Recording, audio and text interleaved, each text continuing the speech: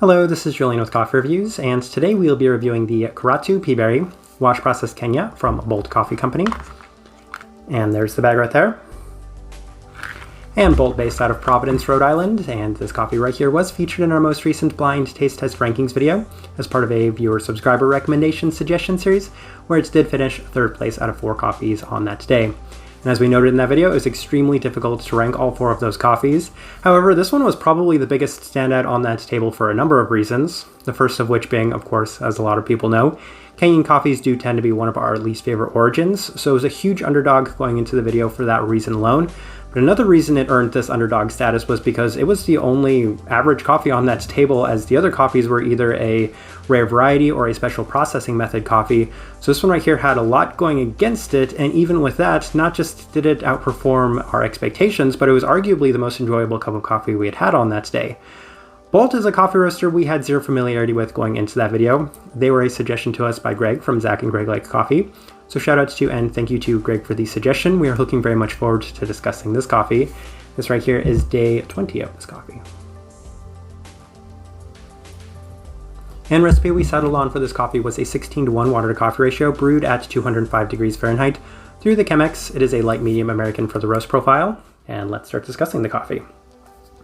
Day 10, blind taste test rankings day, and the coffee had a surprisingly sweet and sugary start to the cup, and it had a lot of bright tropicals to it. Now, if you watch the video, you'll see that we were able to immediately detect that it was the Kenyan because it did have a savory component, but it was more of a generic savoriness rather than that tomato savoriness that we experienced from so many Kenyans. So that's what helped us easily detect the fact that it was a Kenyan, but even then, the huge positives that were coming from the cup did help it stand out and balance out those savory bits that we're not necessarily the biggest fan of. Pretty solid first impression. Day 11 went back and we had an even better second impression, as the coffee was quite solid. Reminded us a fair bit of the Fabio Leo Garcia from Manhattan, which was one of our favorite coffees earlier in the year. That coffee had a listed bright pink dragon fruit flavor note, and could see that if that's what they were going for, was a pink dragon fruit. It was a very pink cup of coffee in general, even if that is what the listed flavor notes they had were. Savoriness kept to a minimum with the sweetness pretty nice. Day 14, a really consistent cup of coffee to this point. Sweet tropical fruits, slight bit of savory to it, still pretty solid. Gonna tinker with the coffee a little bit to see if we might get something unique or different from it. Lowered the temperature, increased the ratio upped it to 16:1, and the coffee is a little bit better in this sense, but not necessarily. Reminded me a little bit of the Kianjege ever so slightly, and of course that was our favorite washed Kenyan of the year so far from Manhattan, and it had a fair bit of a light colored gummy candy flavor to it. Pretty positive, just a slight bit of an improvement from what we had been experiencing.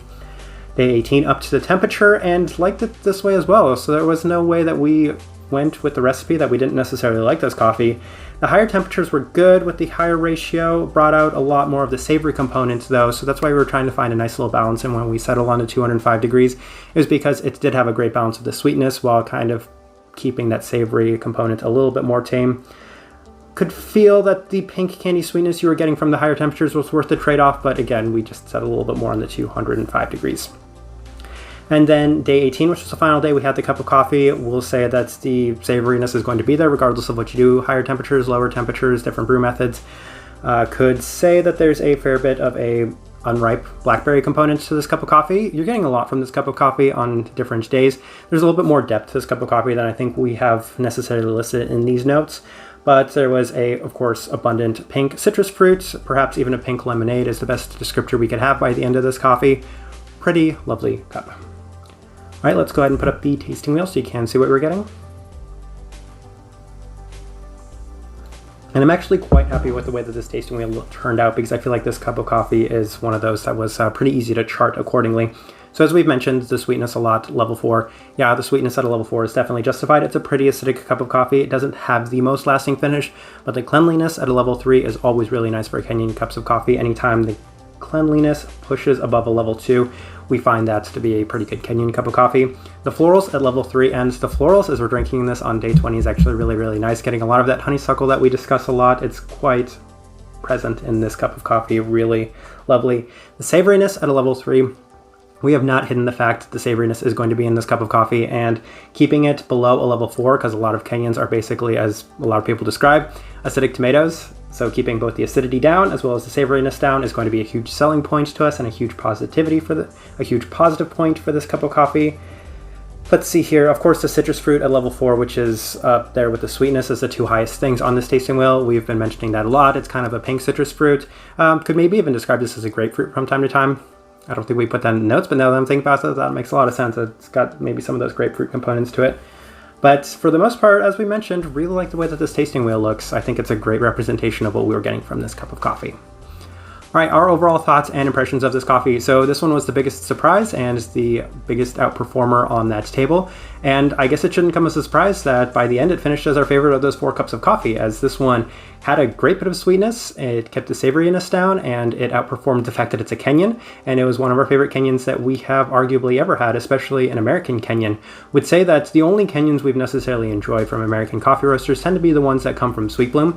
And having an American coffee roaster come out with a Kenyan that's really good is a huge positive mark for any sort of American coffee roaster. So massive props to Bolt. You are a hidden gem, and I cannot believe that we hadn't heard about you before. You are on our radar, and for any future coffees that we see from you that catch our attention, it's something that we might want to try in the future as well. So props to Bolt, and you guys did a great job with this Kenyan. Type of person we would suggest this coffee to, that's kind of interesting because I think we always have a really difficult time trying to pinpoint which Kenyan should go to who, because people that do tend to like their American Kenyans do tend to like that more acidic tomato that's super juicy, savory taste to it. And this one does have those characteristics, but not in the super strong abundance that a lot of the other ones do. So with that being said, if you're somebody that's kind of on the fence about Kenyans that doesn't like the tomato, this one will still have the savory to it, but it won't have the overly strong tomato savoriness, but it will have a lot of sweetness to it. So I think somebody like ourselves that is vehemently opposed to the savory tomato, but still likes the sweetness from Kenyan cups of coffee, I think this is a great balance for you, and I think this is something that you might enjoy as much as we did, as this one was not just a standout on that table, but is a nice change of pace this year. I think it's a really, really nice Kenyan. Again, massive props to Bolt for this one. But I think we're going to leave this review at that. If you have by chance had an opportunity to try this Kenyan, would love to know your thoughts and impressions of it as well as if you've had anything from Bolt, because given that we just had this one cup, this one bag of coffee, we don't have any other familiarity with it other than this Kenyan. So would love to know other thoughts and impressions of them. If you're enjoying the content, give this video a like and subscribe if you're not already subscribed. This right here has been a review of the Karatu Pea Berry Wash Process Kenya from Bolt Coffee Company. Thank you for watching.